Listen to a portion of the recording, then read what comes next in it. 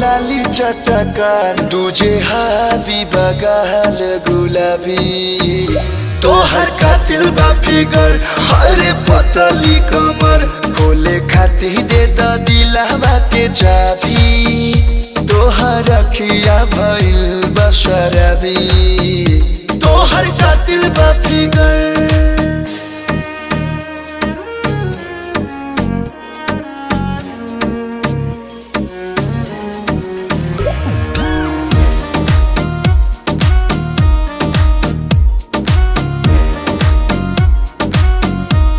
तोहर सूरत